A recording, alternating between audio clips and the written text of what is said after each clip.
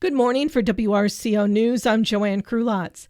Today, the flags of the United States and the state of Wisconsin are being flown at half-staff, coinciding with the final alarm ceremony and silent procession at the Wisconsin Fire and EMS Memorial Park in Wisconsin Rapids, which is hosted by the Wisconsin Fire and EMS Memorial and in honor of Wisconsin Firefighters Memorial Day.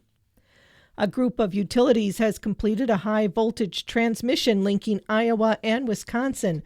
American Transmission Company, Dairyland Power Cooperative, and ITC Midwest announced Friday that work on the Cardinal Creek line is done and that the line was fully energized Thursday.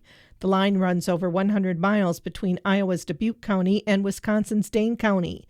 The utilities say the line will improve reliability and support renewable generation resources. A coalition of conservation groups filed a federal lawsuit in March seeking to prevent the line from crossing the Upper Mississippi River National Wildlife Refuge. A federal appellate court cleared the way for construction in May. Senator Howard Marklein announced Friday that the new Highway 130 Lone Rock Bridge is open to traffic. Senator Marklein worked to move up this project by nearly 4 years and secure needed funding for the $37 million project. The new bridge opened yesterday, and local first responders were the first to cross the newly opened bridge. I am thrilled that the new Highway 130 Lone Rock Bridge is now open to traffic. Since 2020, I've been pushing the DOT to accelerate this project, and I'm pleased that we were able to accomplish this goal.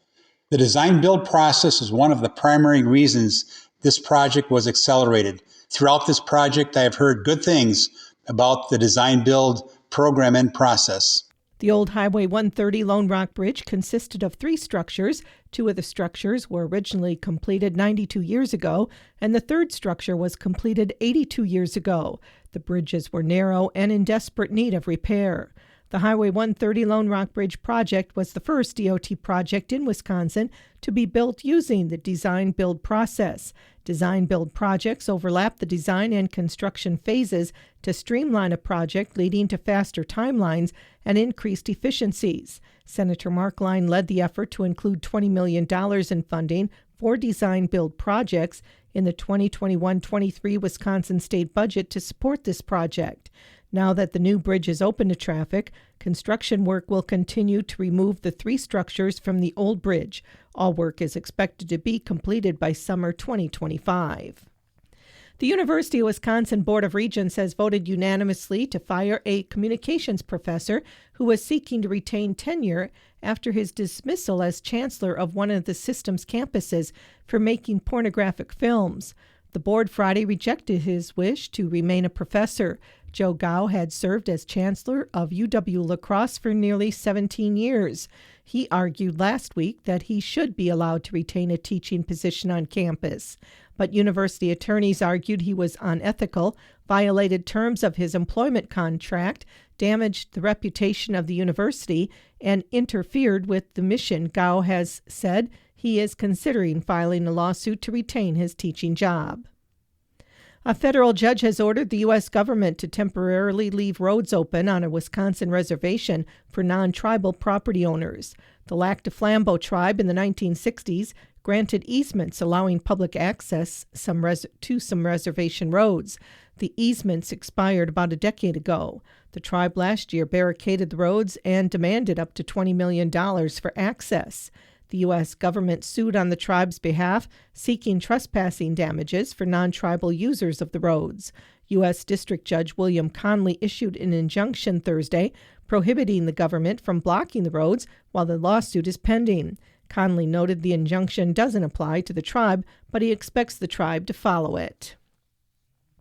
The general election is less than 40 days away, and on the ballot in November, voters in Wisconsin will have a statewide referendum question. As we break it down, the referendum would amend the state constitution from every United States citizen may vote to only United States citizens may vote.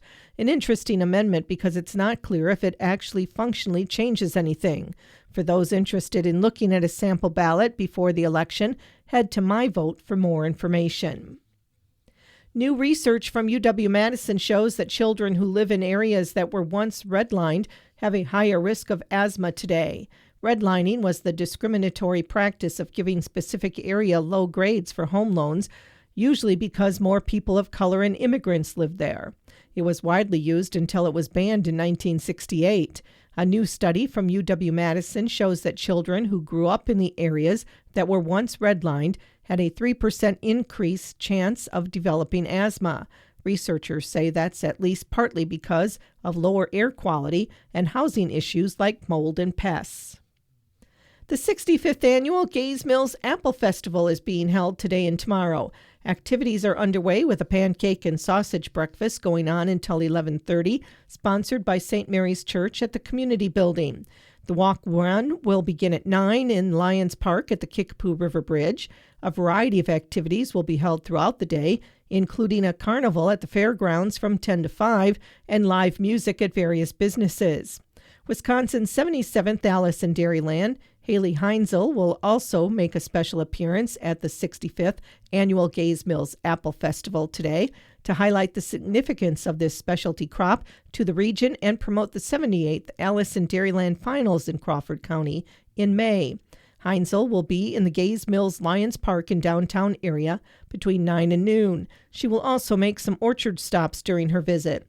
Applefest attendees are invited to meet Alice, see her special car Tassie, and post a picture on social media using the hashtag Gays Mills Applefest. Heinzel's visit is part of the lead-up to the 78th Alice and Dairy Finals to be held in Crawford County. While Crawford County is home to 3 Alice in Dairyland alumni, this is the first time it will host the finals. Tomorrow will feature a pancake breakfast from 7 to 11:30, the Lions Club Flea Market from 9 to 4, the Carnival from 10 to 5, and the Applefest Parade at 1:30. The 2024 Fire and EMS Festival will be held today at Avoca Lakeside Park. Featured at the festival will be a vendor market from 10 to 4, music by Donnie Razik from 11 to 2, a car show from 11 to 4, music by Mitch Lau from 3 to 6, water fights at noon, an outdoor dart tournament at 2, and music by Cherry Pie from 8 to 11. Food and refreshments will be available on the grounds.